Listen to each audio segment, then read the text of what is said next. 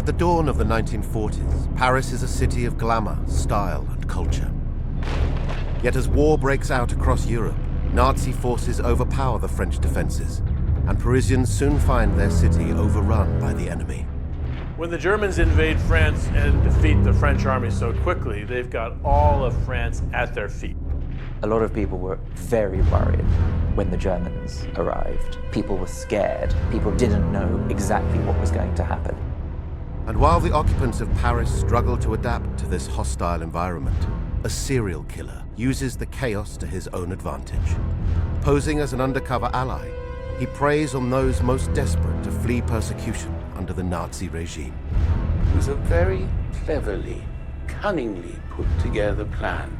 He shamelessly, ruthlessly took advantage of the situation for his own gain. People disappeared, and their relatives never heard from them again, and they wouldn't go to the police, because going to the police was going to the Germans. This was a splendid opportunity to murder these people. Nobody would look for them. This film uncovers the shocking crimes of Dr. Marcel Peto, the psychopath who believes he has devised the perfect murder, and the race against time to bring him to justice.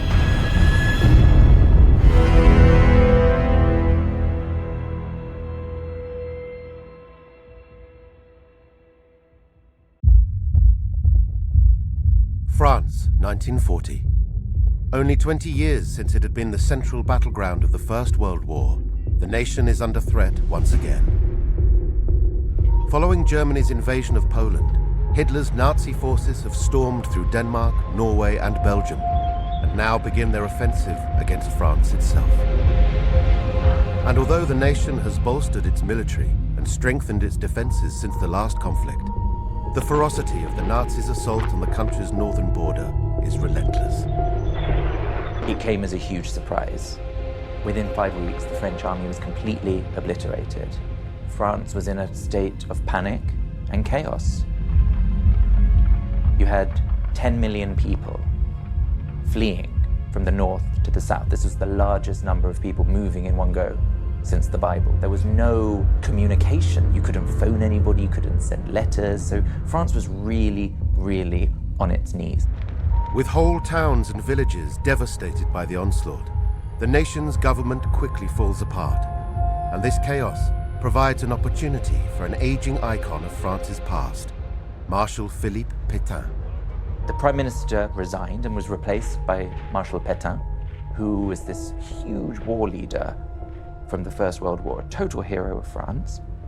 And Pétain and the people around him were all in favor of an armistice with Germany. They wanted the fighting to end. The military elites, the leading generals in 1940, they're very much supporters of French right-wing politics.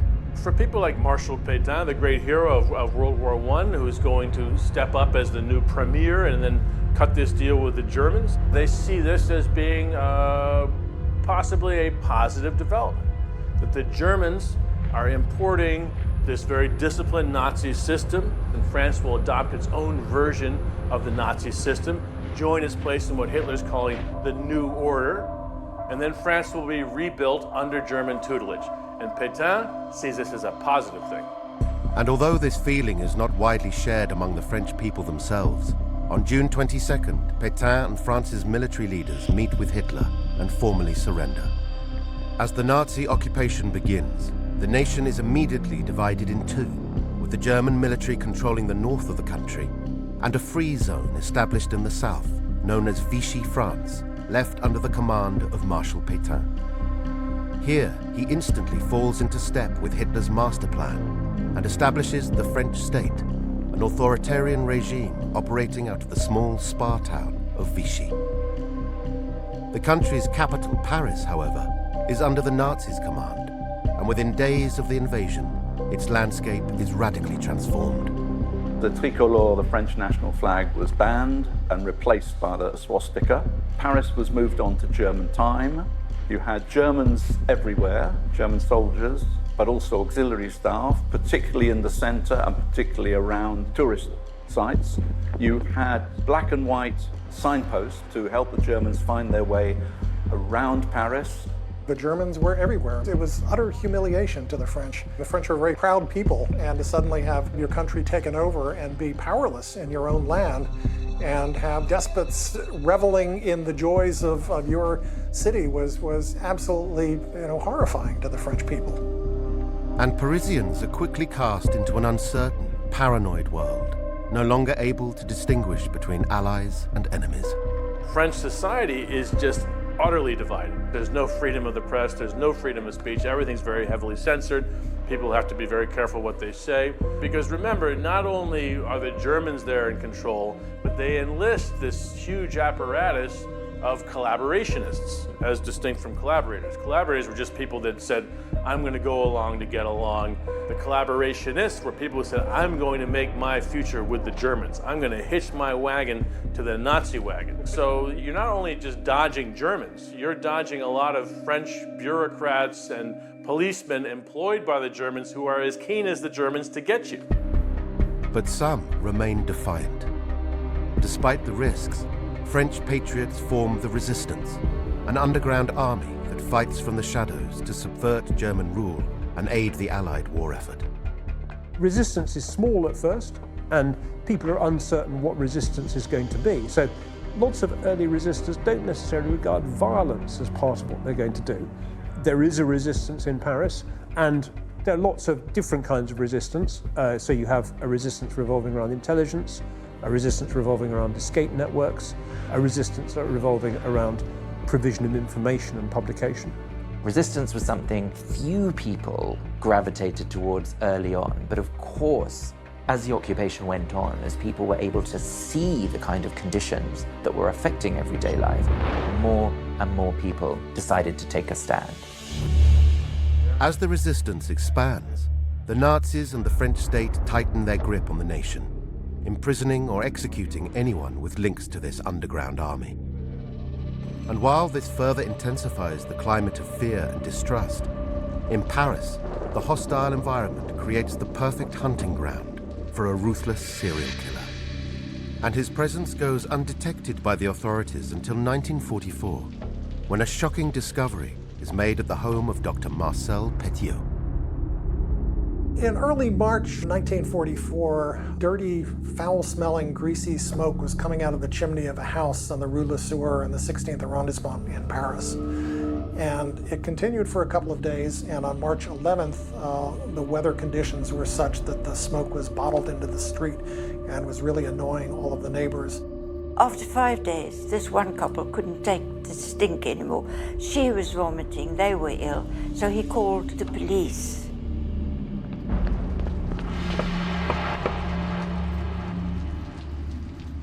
They found a note on the house's door about forwarding mail to Auxerre, giving the address in Auxerre. They asked next door, and another neighbor said, oh, well, the property was owned by Dr. Marcel Peto, who lived 2 miles away in Paris. They called Peto's number. He answered and he said, have you gone in yet? And they said no. And he said, well, wait right there. I'll be there in 15 minutes. They waited about a half an hour, and when nobody had arrived, they climbed up to a second-floor window, broke in, and traced the source of the smoke to the basement. They let their noses lead them to the basement, where they found bodies burning in the furnace of a water boiler. From the furnace stuck an arm, a human arm, with the fingers still on the arm. Inside the boiler, they could see a human head. On the floor surrounding the furnace are assorted rib cages, jawbones, and large chunks of charred flesh from at least 10 victims. As the police inspect the building further, they discover a pit of quicklime, and within it the remains of yet more bodies. Initially, they believe they have stumbled upon a secret Gestapo base, the corpses murdered resistance operatives. Yet as they cordon off the crime scene, a mysterious stranger appears. A man on a green bicycle rode up and identified himself as the brother of the owner of the house. The police escorted him inside, took him down to the basement, and he said, "My God, my head might be at stake." And they weren't at all surprised by that. But he identified himself as a member of the resistance. He said, I'm sure that you've notified the German authorities of this discovery, and I have hundreds of resistance files back at my house that I have to destroy before the Germans can get their hands on it. There was a Gestapo office not far away, and the first thought that the police had was that these were dead Germans and collaborators, and that this mysterious person on the green bicycle was, in fact, a resistant. So they let him go. For these French police officers on duty that night, it probably would have made a lot of sense for them, given the situation in Paris at that time, to encourage him to abscond. Their loyalty lay with the French police. They didn't want to be dealing with the Germans. But as the police continue to search the house, they discover photos of the building's owner and realize that the mysterious stranger was in fact Dr. Marcel Peto himself. As they prepare a warrant for his arrest, Commissaire Georges Massou arrives at the crime scene to lead the investigation. Commissaire Massou was a 37-year veteran of the police judiciaire. He had well over 3,000 arrests to his name. He was very prominent. He was one of the models for Georges Simenon's character, Inspector Maigret. He was a senior-most investigator and immediately took charge of the Peto investigation. As Massou investigates the large urban mansion, he is struck by its state of total disrepair. Room after room is filled with discarded furniture, while ornate valuables and expensive artworks are left neglected, strewn about the floor. As he makes his way down to study the carnage in the basement, an officer arrives with a simple message from the Gestapo. Arrest Peto, dangerous lunatic. But Massou considers this further evidence that the doctor may well be a member of the resistance, and he ignores the Germans' order. There was always a very, very uneasy relationship between the French police and the Gestapo. When the Germans invaded France, the French police had the option of leaving their posts, but they were fearful of doing that because the German military police would have taken over. So they wanted to still administer justice, and certainly there were still crimes that needed to be punished by the police, but they were always in the very awkward position that they might inadvertently arrest resistance or they might be accused of collaboration. So it was a very, very difficult thing. The French police did their best to subvert any of the investigations that they thought were involved in resistance operations, but they had to do so very cautiously. Although cautious of colluding with the Gestapo's operation, that night, Massou does issue an arrest warrant for Marcel Peto. But when police arrive at the doctor's other Paris property, they find that both Peto and his wife have already packed and fled. As a manhunt begins to find the pair, the human remains from the basement are taken to the police laboratory for analysis. Upon inspection, however, they offer very little in the way of evidence. With both the fingertips and faces expertly removed from the corpses, and with hundreds of bones to sift through, the forensic experts have their work cut out. There was a very well-known and flamboyant medical examiner, Dr. Albert Paul, who loved the press, and the press loved him because he made outrageous statements. He said that in the quicklime they had found 3 garbage cans full of small bones, but there was no way to determine how any of the people had died. They were too badly decomposed or consumed by the lime. One thing that did concern him was that the thighs of some of the legs had stab wounds in them, and they were very similar to some bodies that had been found floating in the Seine a year or so earlier, which also had stab wounds in the thighs. And the thing that particularly concerned Dr. Paul about that was, as a coroner, he said sometime when you're doing an autopsy, when you're picking up another instrument, you don't put your scalpel down, you use the thigh as a pincushion. Dr. Paul's discovery suggests that the killer had medical training, further indicating Dr. Peto's involvement in the murders. And Massou immediately turns his attention to the bodies found in the River Seine between 1942 and 1943, suspecting that they may be victims of the same killer. He finds that the dissected limbs of 9 torsos had washed up on the shore, including those of an 8-year-old boy. As a full investigation begins in earnest, the papers across Paris and Auxerre report the macabre details of the Rue Le Sueur discovery and the manhunt for both Marcel Peto and his wife, Georgette. For the citizens of occupied France, this horrific affair proves an engrossing distraction. People were intrigued. It was so gruesome. The press were able to sensationalize that. It raised a lot of questions. It raised questions about who did this? Was this really Peto or was it somebody else? Why did he do this? I think the fact that he was a doctor was an important factor in that period. The doctor has a very high status. Pillar of society, a man you can trust, and the very notion of a doctor is somebody who looks after us, who looks after people, cares for people, makes them well. And so this is a complete negation of what we traditionally think of as a doctor. And just as Massou's investigation has unearthed a link between Peto and the River Seine bodies, a telegram from the Gestapo arrives that complicates matters. It reveals that the Nazis had arrested and interrogated Peto a year earlier, suspecting him of being a prominent member of the French resistance.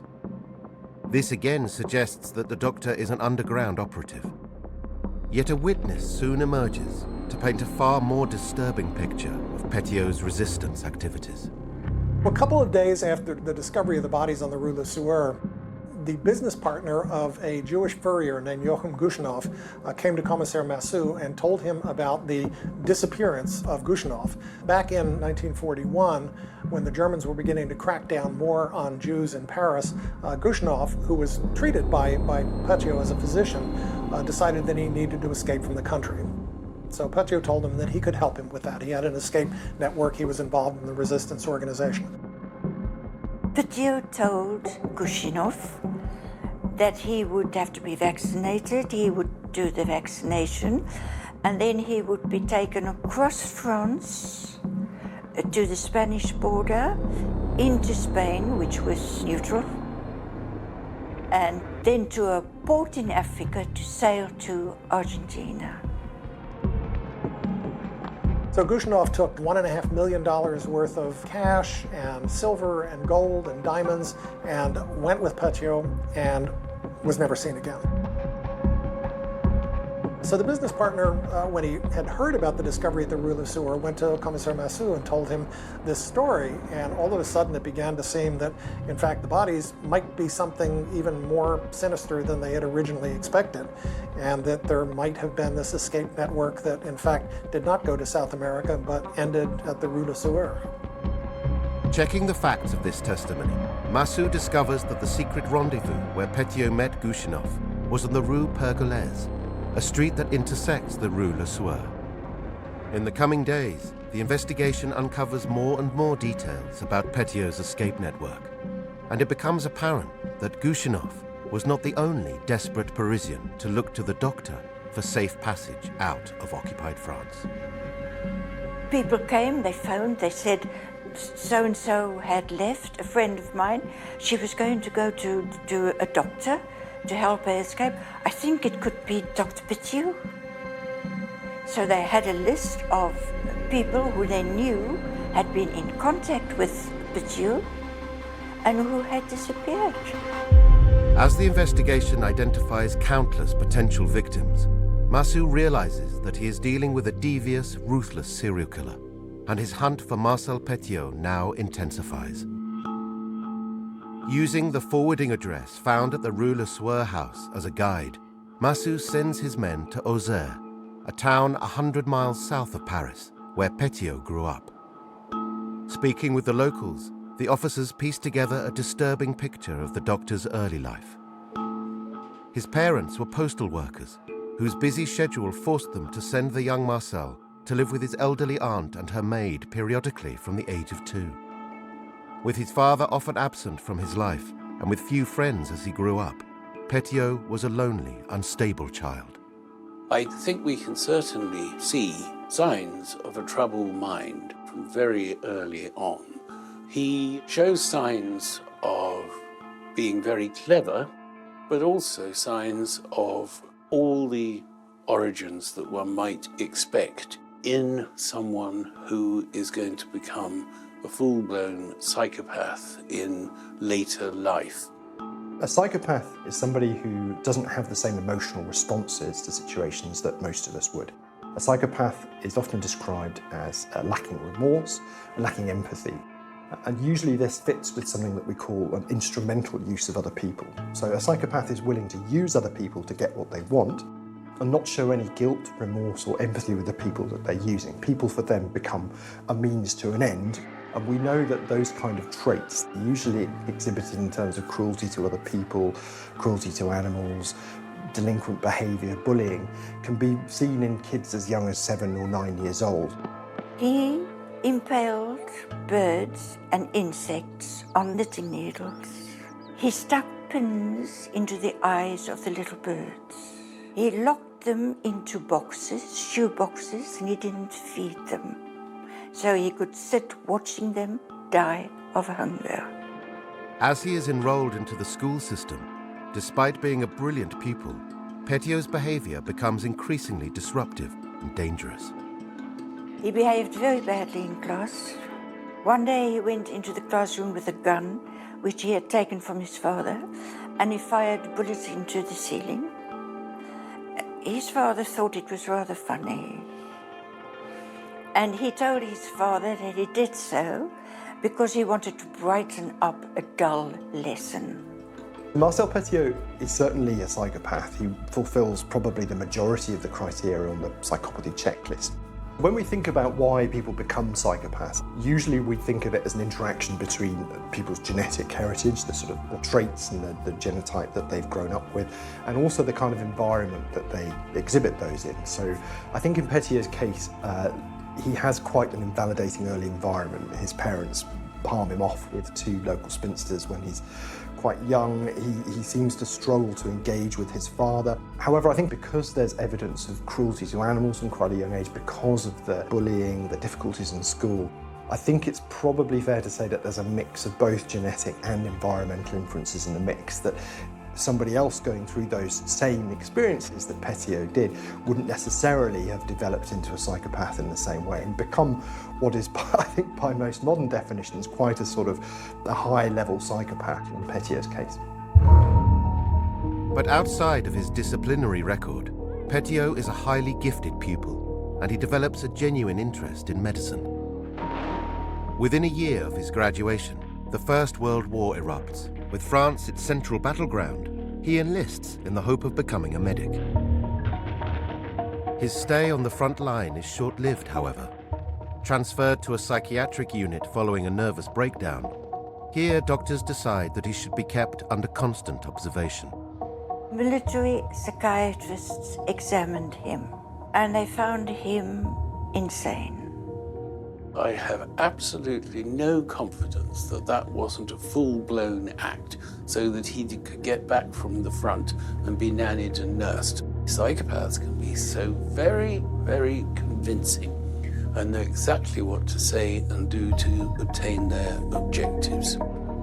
For somebody like Peto with quite psychopathic tendencies, this chance to see other people suffering and to understand a little bit about what suffering was, where it came from, and how to mimic it is really critical to our understanding of, I think, the rest of his development. Because psychopaths don't necessarily understand or appreciate or respond to human emotions in the same way. So what they do instead is something that we call pseudo-mentalizing. They think that they understand what emotions are and how other people experience them, and they learn to sort of do a kind of copycat of that. He was discharged as 40% mentally disabled, and he was put on a pension, and he received that disability pension until the day he died. This diagnosis doesn't put an end to Petio's ambitions. Still determined to pursue a career in medicine, upon leaving the army, he takes advantage of a new government initiative and enrolls at the University of Paris to become a doctor. At the end of the First World War, there was a program in France to accelerate the medical education of former soldiers, where you could take 8 months of classes and do 2 years of an internship. And after the First World War, with all the people who had been killed, they really needed to replenish the supply of physicians. So this accelerated program tried to get new doctors helping patients as quickly as possible. It was never established that he really was a doctor, that he really had a medical diploma. He was intelligent. He had spent many years in mental asylums. He learned a lot about illnesses, about diagnosis. And that's what it was. He was not a doctor.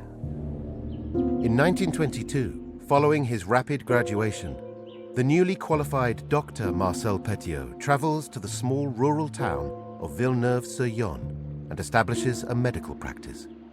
And apparently overcoming both his troubled childhood and his mental health issues, here he seems to turn a corner and emerges a new man. He was a charming person. He was devoted to his patients. He worked long hours. He treated poor people for free. He would stay open nights and open on Sundays if people couldn't come at any other time. He listened patiently to people. Some people said that they discovered after they left that they had spent more time talking about their lives with him listening attentively than they had spent talking about their complaints. His patients absolutely adored him. Of course, a psychopath would be drawn to that sort of profession simply because it gives him unique access to power. He was revered by many of his patients as the man who would go the extra mile, the man who would open surgeries on Saturdays and Sundays and all that. Pure superficial charm to gain access and to see what he could manipulate for his own gain. And his popularity enables Peto to quickly become a prominent figure in the local community. Ambitious, intelligent, and committed, the young doctor is the talk of the town. And in 1926, he falls in love for the first time with a mysterious woman of far lower social standing. Her name was Louise, but the townspeople called her Louisette. One evening, he went to have dinner. Louise was the maid. She was 26. She didn't have a boyfriend. Nobody knew where she came from. Very soon, she was his lover. She went to live with him. But a doctor could not have a mistress who was a domestic. So they pretended she was his maid. All the people knew that she was not his maid. Yet this relationship soon exposes Marcel Peto's darkest instincts. Within months of moving in with him, Louisette confesses to her friends that she is pregnant. And then, overnight, she vanishes without a trace. Peto complains that his young lover has walked out on him. But days later, a discovery in the Yonne River suggests a far more disturbing version of events. One Sunday, a bad smell rose from the river. The townspeople went to see what it was, and they found a trunk caught in bushes beside the river. And they opened it and they looked inside, and they found the headless body of a young woman. People immediately said it was Louisette. It's important to understand what this act means. Again, if we understand that Peto is a psychopath, psychopaths' relationships with other people are characterized by what we call multiple marital type relationships. So these are relationships where the psychopath will go into a relationship, they will probably seek to get what they can out of it. That could be sex, it could be money, it could be some sort of sense of intimacy. And I think in Peto's case, intimacy has been something that he's been largely denied. But then a point will come where something becomes stuck. And I think in this case, Louisette becomes pregnant. Peto is unable to reconcile this with his visions for himself. Perhaps he doesn't want to be a father, perhaps he just panics, realizes he needs to get out of the relationship, and I think calculates that the best way to do that is simply to kill Louisette Delaveau. Despite some locals raising concerns over Peto's role in the murder, due to its mutilated state, the body in the river cannot be identified, and the case runs cold. The doctor, meanwhile, has ambitious designs on an even more prominent role within the town, and only weeks after the discovery of the corpse, begins a campaign to become mayor of Villeneuve-sur-Yonne. His election was a little bit funny. It occurred soon after the disappearance of Louisette Delaveau, and one dramatic moment was he dragged himself painfully up to the stage and said, "I must confess that I am guilty of a very serious crime." And everybody gasped. And after a dramatic pause, he said, "I stand accused of loving the people too much." He was elected with a landslide of 80%. He promised the people he would reform the town, because after the Great War, France was almost destroyed. He said he will rebuild the town. And the people loved that. That's what the people wanted to hear.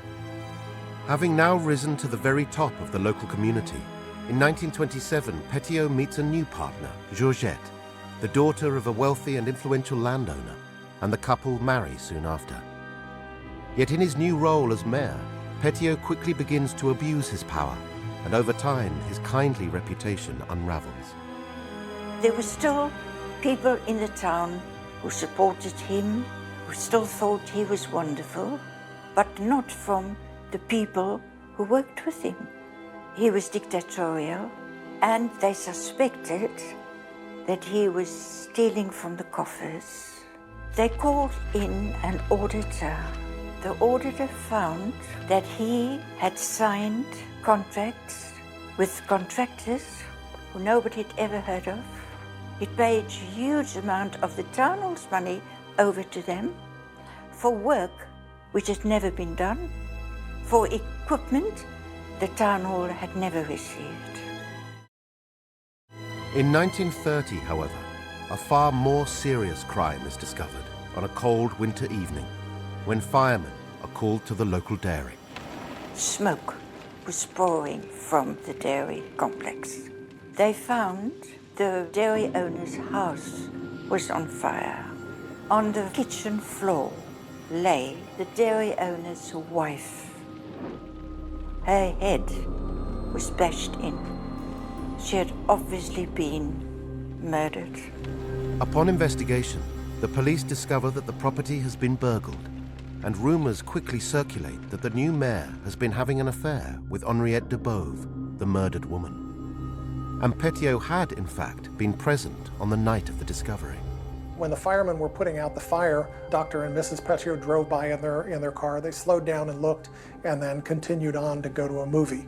A lot of the people in the town thought that it was really the place of not only the mayor of the town, but also of a physician to be at the site of this disaster, rather than going to a movie theater.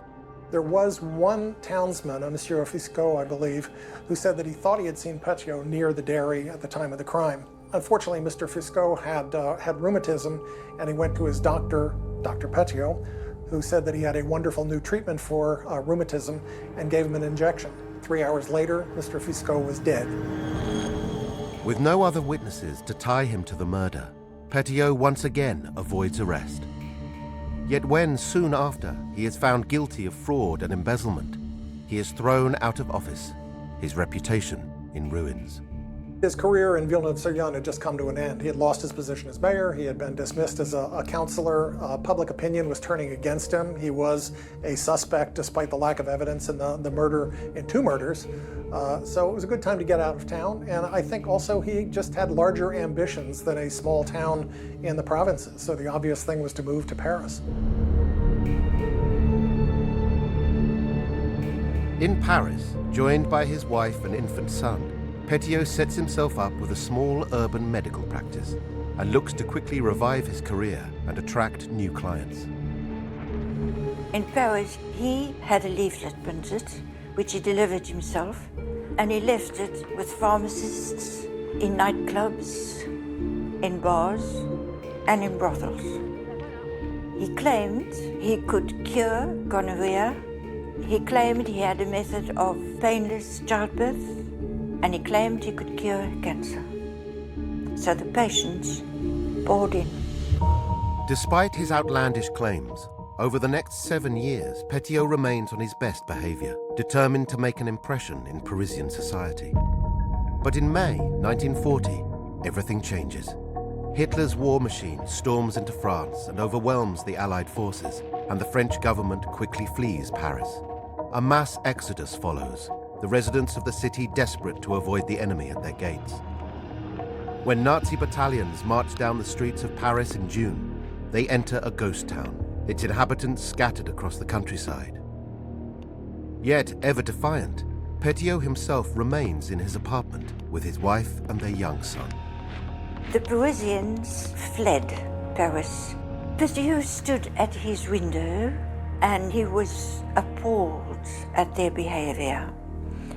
And he told his family they will not flee. And he also said they will not suffer because of the war. He will provide for them. As the Doctor begins formulating plans to prosper in this new, uncertain world, the German authorities themselves look to contain the chaos in the city. The German military had a very clear view of what they wanted. They didn't want any trouble. They worked very hard to give the impression that nothing had really changed. And that's to reassure the Parisians who are there and to encourage people to return. And over time, a sense of normality is restored, with returning Parisians slowly growing accustomed to life under Nazi occupation. Yet the joint authoritarian rule of the Germans in the north and the Vichy government in the south soon makes life unbearable for one group in particular, France's Jewish community. Even before the occupation, there was a deep-rooted anti-Semitism within certain quarters of the nation's population, fueled by figures on the French far right. Now many of these figures have assumed power in Vichy, and emboldened by their alignment with the Nazis, the persecution begins. There were a lot of people on the far right in 1930s France who wanted to reduce the role of Jews and the role that Jews were playing in France. And Vichy offered them an opportunity to put some of these anti-Semitic ideas into practice. There was a great deal of anti-Semitism, a feeling that Jews ran the media, Jews ran the department stores that put smaller shops and artisans out of business. And so they are happy to begin kind of sidetracking Jews, kicking them out of government jobs, removing them from the police, removing them from the military. The Germans ordered all Jews in Paris to register at police stations. Peto, for his part, issued a directive that Jews could no longer be in the higher echelons of the civil service, of the army, and that all Jewish teachers, university and school teachers, had to resign by the end of the year. And then as the occupation progresses, the measures against the Jews increase. Many in Paris's Jewish community begin to look for ways out of the country, but this is strictly outlawed by both the German and French authorities. And to successfully escape, those fleeing would first have to cross over from the occupied zone into Vichy France itself. Their only hope lies with the resistance, the underground network of patriots operating in the shadows. These two zones on the French territory were split by what was called a demarcation line, a heavily guarded border which physically divided the French territory, cut it down the middle, and was extremely difficult to cross. What came about was the creation of so-called escape networks. These were originally set up by people working with the Allies. It was very important to get servicemen or airmen who might have been shot down in Nazi-occupied France. These people needed to find their way back to the UK, back to London, via a neutral country, and Spain and Switzerland would have been the obvious choices. The escape routes were part of the resistance activities from the very start. There was an escape route which ran through Brittany and across the Channel. Others down to points on the Pyrenees, getting people into Spain, and then if necessary down to Gibraltar or to Lisbon. And to get across the demarcation line, you needed the help of someone called a passeur, who was someone who helped you pass through, get over the demarcation line. And it wasn't always easy, and they weren't always reliable. And this increasingly hostile environment provides Dr. Marcel Peto with an opportunity to exploit those most in fear for their lives. Following the invasion, the Nazis have plundered France of its resources and manpower, and with produce scarce, many Parisians have fallen on hard times. Yet since the start of the occupation, the Doctor has thrived, enhancing his earnings by offering illegal abortions and selling narcotics to drug addicts. Enriched by these criminal activities, he is soon able to buy an enormous second home at 21 Rue Le Sueur, and this property offers him the chance to devise a more brutal, cold-blooded scheme. In late 1941, he visits local barber Raoul Fourier, a man with connections in the Parisian underworld. Here, Peto concocts an elaborate story and puts his new plan into action. Petiot told Fourier that he's a resistance. He is the head of a resistance cell named Flytox. And Flytox had an escape network. So if they knew of anybody who wanted to flee from France and the Nazis, especially Jews, Flytox could help them. He said his undercover name was Dr. Eugène.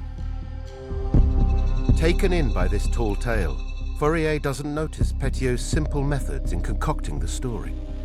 Flytox is the name of a popular insecticide, and Eugène a French brand of hair product, both of which sit directly in the doctor's eyeline on the shelves of the barbershop itself.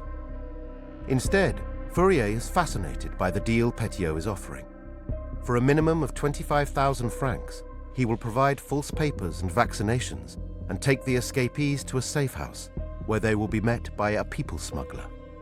This individual will then take them into Spain, and from here they will travel to sanctuary in Argentina. He also told Fourier that the potential escapees should bring their most valuable possessions along. Watches, jewelry, cash, gold bullion. Petiot offers Fourier a share of Flytox's fee if he can spread the word and help identify potential escapees. Fourier agrees and enlists his friend Edmond Pantard, a stage actor with similarly shady underworld connections, to aid in the search for customers.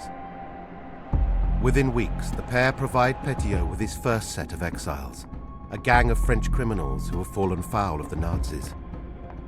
These include thief and pimp Joe le Boxeur, his mistress Claudia Chamoux, prostitute Josephine Grippet, and hardened criminal Adrien Le Basque. Between the end of 1941 and the beginning of 1942, 8 of this criminal gang are met by Petiot and taken to his house on the Rue Le Sueur. Here they receive their vaccinations, and afterwards, none of them are ever seen alive again. It was possible for him to really invite his victims to package themselves perfectly as victims. You had people who were desperate to escape. You asked them to take everything they owned and convert it into gold, jewels, and liquid cash, to bring few possessions because you're going to be traveling light. Not tell anybody where you're going. Don't bring any identification papers. Remove all the marking from your clothes. They made themselves into perfect, untraceable victims for him.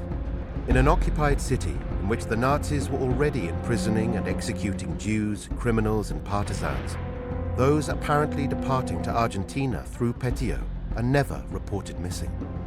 Through his elaborate scheme, the doctor believes he has devised the perfect crime, one that will be endlessly repeatable.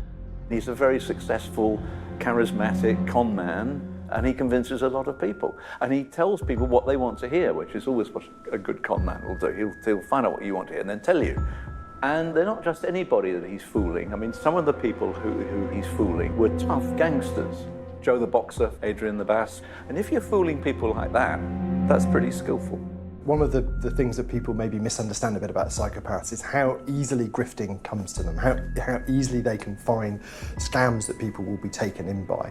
If you really don't care, in your heart of hearts, what other people think of you, if you don't care about the possibility of being caught out for lying or being found out for saying something that you're not, then what's the incentive for you to tell the truth at any point to anyone? So psychopaths are excellent grifters because their stories can seem very, very complete, well fleshed out. The scam in Petiot's case, there's need for what he's providing. He's identified the victims very carefully. He's identified a cover. He's got accomplices who can help provide the victims to him.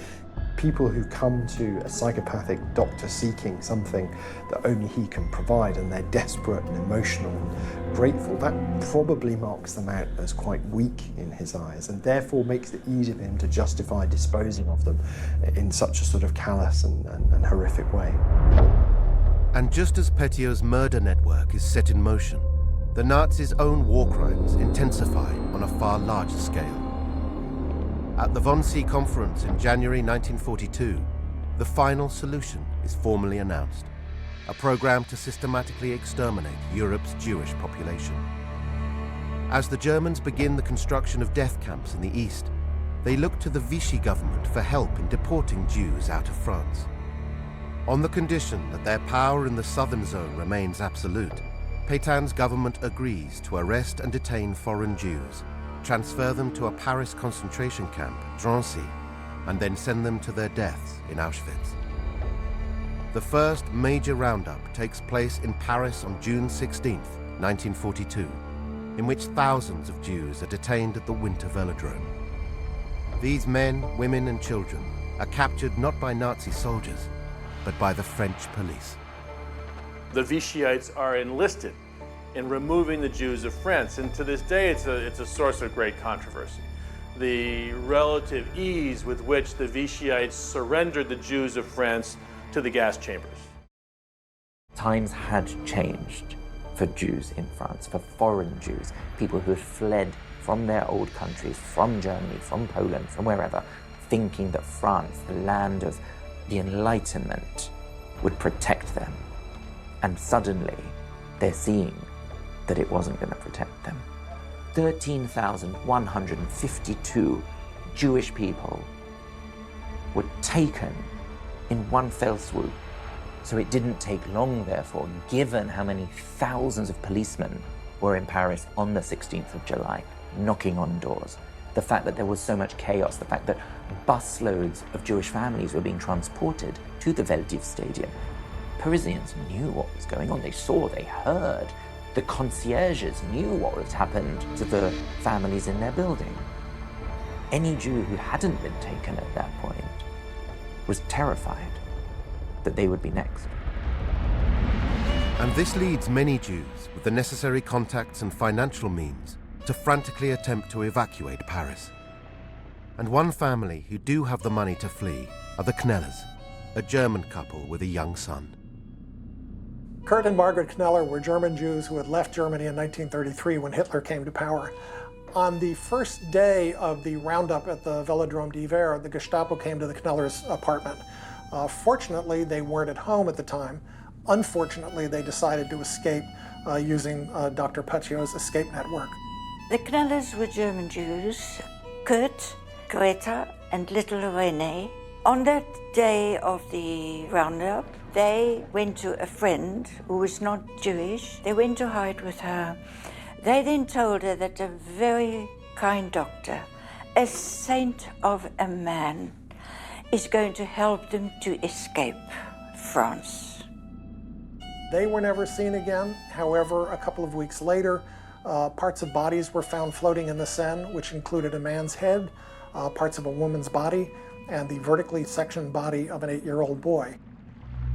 The Knellers' bodies are the first of 9 dissected cadavers the police discover in the River Seine over the coming months.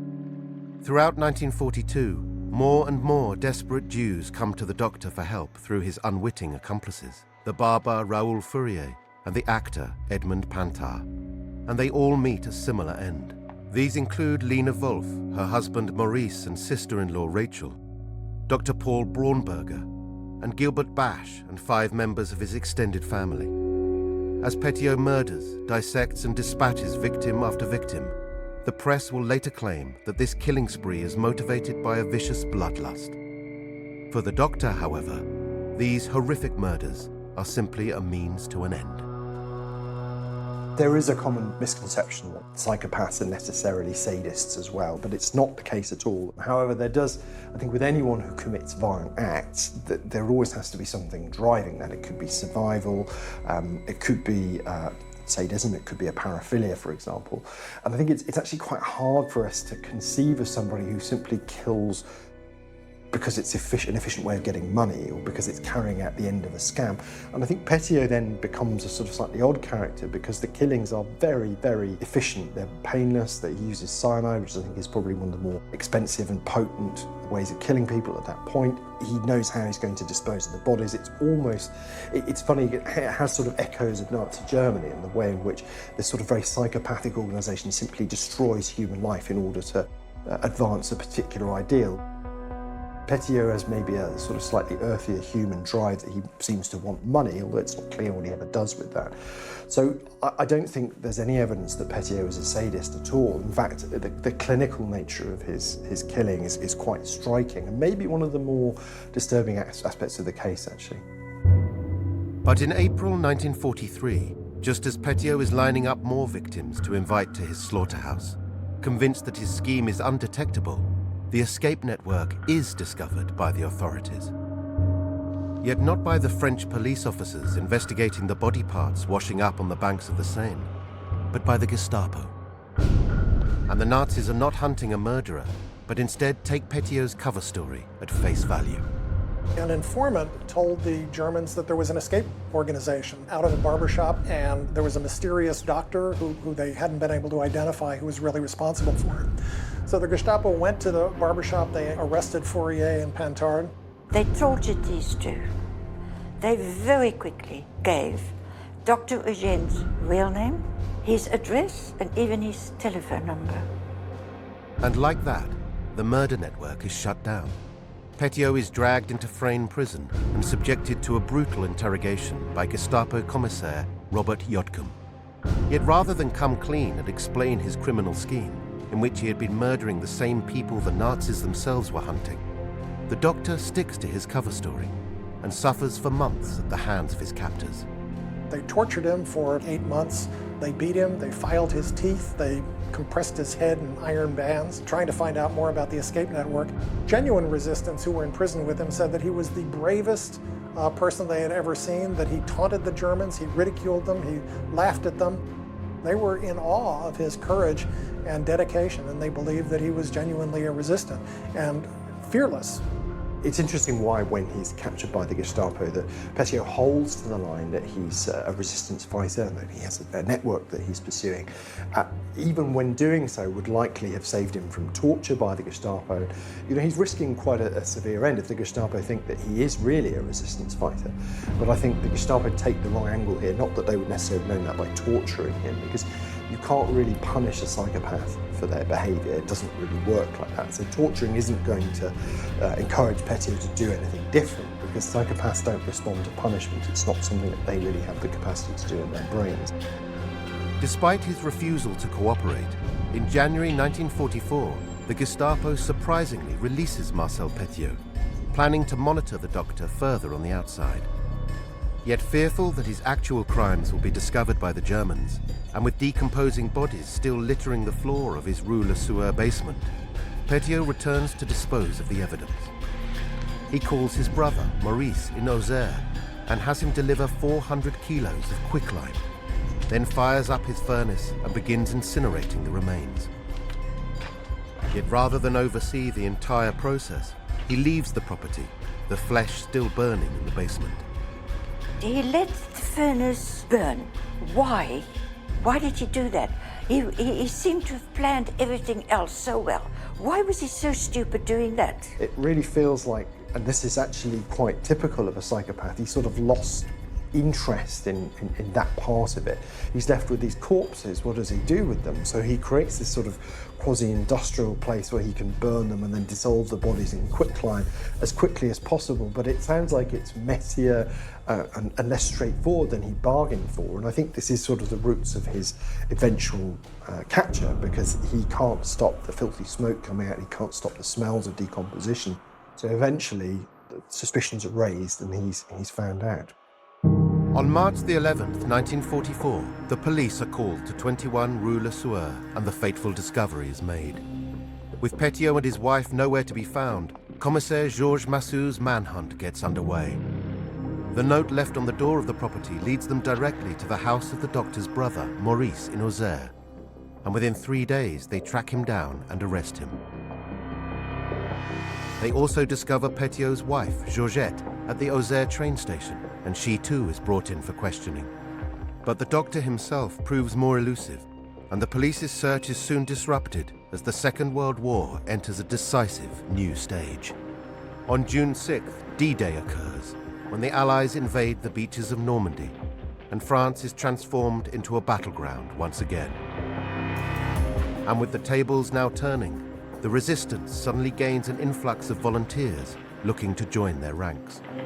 There's lots of reasons why people after D-Day decided to join the resistance. Some people just felt a sudden urge to want to do something, not anything, to kind of release themselves. But at the same time, some people really thought, I have not had a very good record for the last 4 years. Some of my actions have actually been quite shady. I better join the resistance now so that there's a good place for me in the new France. Once Vichy and the occupation ends, my resistance record is going to protect me. And although the motivations of these new recruits may be ambiguous, as the Allies fight their way across France, within rural towns and in cities countrywide, this expanded resistance joins the campaign. The D-Day invasion was at the beginning of June 1944, and it took about 2 months for the Allies to make their way across Normandy to Paris. As soon as the Allies landed, the resistance everywhere started blowing up bridges, blowing up trains, doing everything they could to make sure that the Germans couldn't send reinforcements. And in Paris, the resistance put up barriers in the street and began attacking the Germans and creating as much chaos as they possibly could.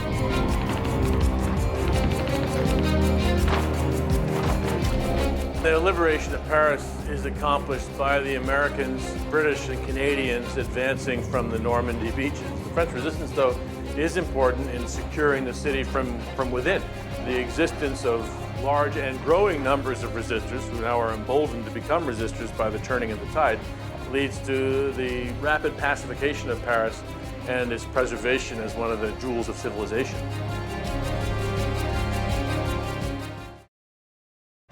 The Parisians were out on the streets.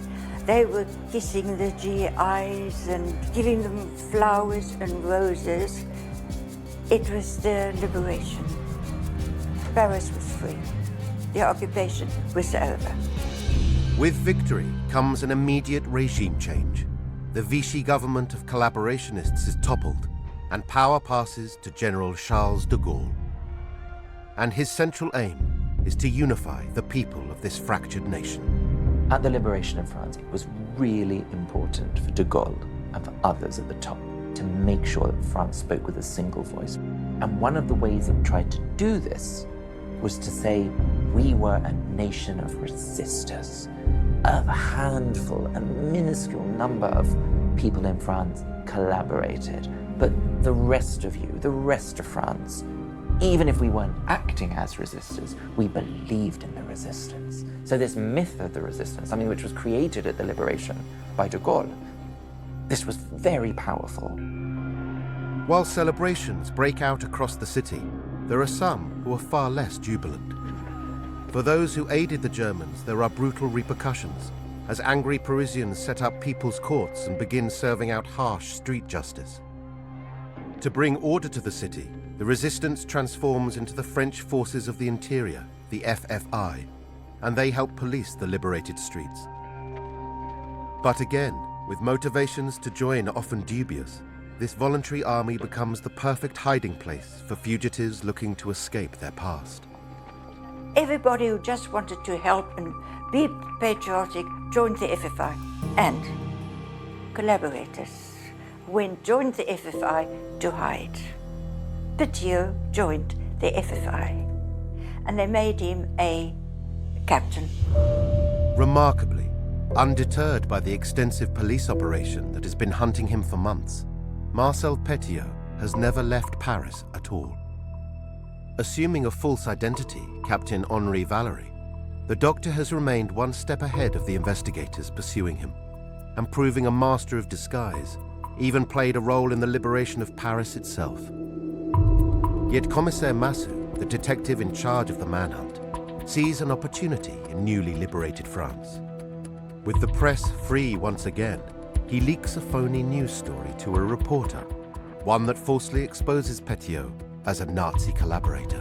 Massu clearly knew that with somebody like Peto, and he knew enough about him by then, that this was going to make him very angry, which indeed it did. Within a few days, a letter from Marcel Peto reached the newspaper boasting of how he had been a resistant, how he had never collaborated, and so on. The police looked at the handwriting on the letter, and they knew from some of the internal information that, one, it suggested that Peto was still in Paris, and two, that he was probably serving in the French Forces of the Interior. So they sent samples of the handwriting around to officers in the French Forces of the Interior and asked them to compare them to the handwriting of all of the officers in the FFI stationed in Paris. The trap works. and within weeks, Petiot is arrested at a Paris metro station and pulled in for interrogation. Heavily bearded and significantly more gaunt, on his person are several false documents, including the altered ration card of 8-year-old René Kneller. Protesting his innocence and claiming the murders of which he was accused were legitimate resistance executions, he is immediately jailed pending a trial.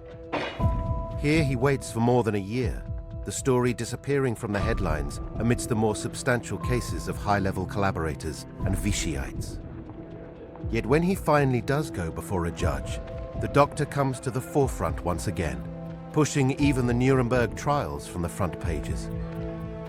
Exuding intelligence, passion, and charisma, he maintains his innocence like a master showman. It was a sensational case. I mean, people had been following this in the newspapers for 2 years by then. And Petiot had been so defiant and announced ahead of time that he was going to have fun, that this was going to be an entertaining trial. So nobody knew what was going to happen with it. It really, as one person said, was the theatrical event of the year. Suddenly he was famous.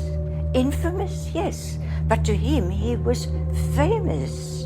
And he wasn't guilty. Oh no. I think there was probably a very real danger that Petiot could have walked free from that trial. I think it was, I'm not going to say it was poorly conducted, because I don't think that the justice system had ever seen anybody quite like Petiot at that time, and certainly not in the context of, you know, a country just coming out of occupation. Most psychopaths usually have IQs probably in the region of around about 90, so significantly below the norm. It is quite rare to see somebody who's quite so articulate, quite so, you know, professionally capable as Petiot is. And to have somebody like that who's also got the psychopathic features of being very charming, very glib, up to a point it ceases to become about whether he's found guilty or not. He wants it to be the Marcel Peto show, and he wants to make sure that his voice is heard and his identity as a patriot is affirmed by the people in the courtroom. The prosecution has substantial material evidence to link the doctor to his alleged victims. At Petiot's Rue Le Sueur home, the police have recovered a wealth of personal clothing, dresses, hats, shoes and fur coats belonging to Josephine Grippet, Joe Le Boxeur, Kurt and Margaret Kneller, and many others. Interrogation of the doctor's brother, Maurice Petiot, has also led to the discovery of 49 suitcases in a large attic in Auxerre, all of which are sat piled high in the courtroom as evidence of this murder network. But Petiot himself does not dispute this evidence, and instead incorporates it into his own defense. Outside of the courtroom, although Petiot is back on the front pages, the French public is no longer so certain of his guilt. The backstory puts him on the map. People have now got, oh, let's have a look at him. What does he look like? People are looking for an answer, and they get an answer, but it's an answer that is full of ambiguities. It isn't like Petiot's on trial and then they decide he's insane and not fit to stand trial. No, we have a man who's standing up and putting forward a very elaborate story to defend himself. Petiot was accused of 27 murders. He claimed that he had killed 63 people, but he said his were all justifiable homicides. For people like Gushinov, he said, I got him out of France. He's in South America. South America's a big place. Go find him. For Joe the Boxer and the pimps and collaborators, he said, yes, I killed them and I'm very proud of it. I should get a medal rather than being prosecuted. Why are you persecuting me this way?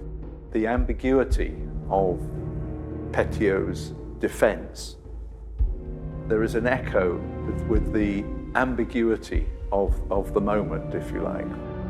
There are going to be people in any situation where there's a change of regime, particularly where the regime is being replaced, is one that's involved collaboration with a foreign power.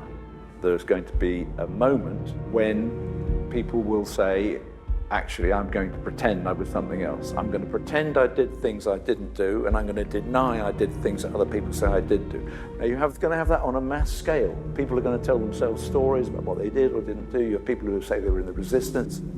Where's the evidence? In order to try and adapt to the new society. And Petiot is living that out publicly in a very extreme form, I think.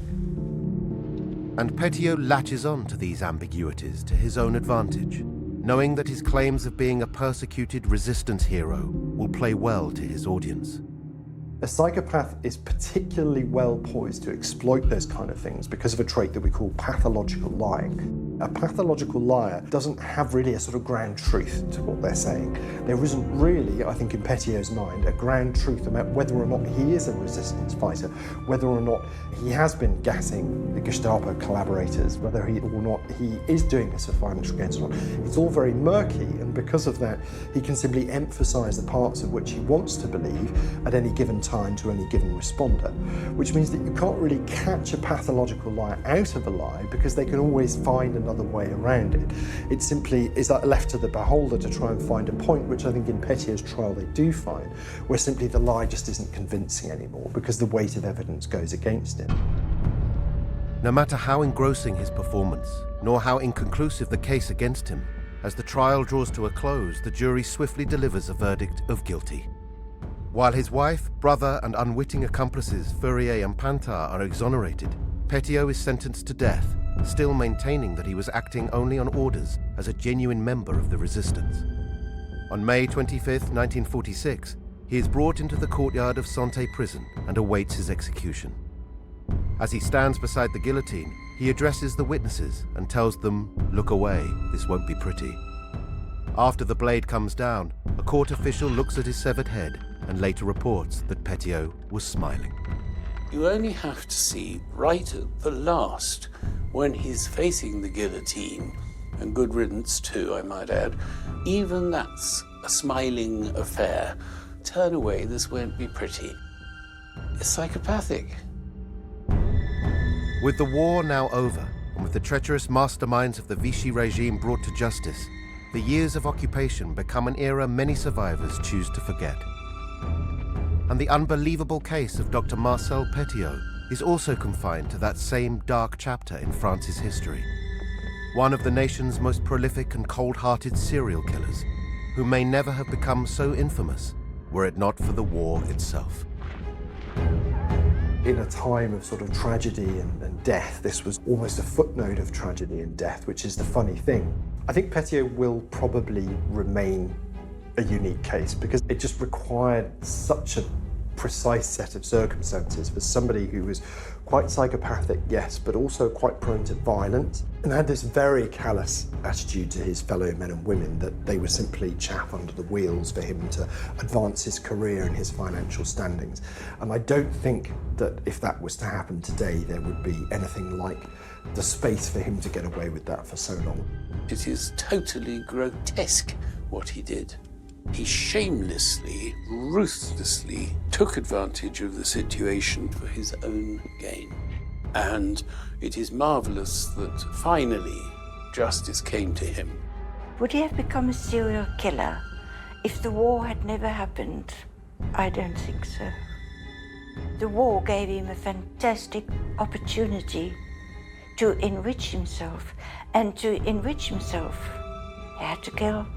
He enjoyed showing that he was better than everyone else. I mean, he could make other people believe anything. He could make people love him and adore him and respect him. He could take their things, he could take their lives.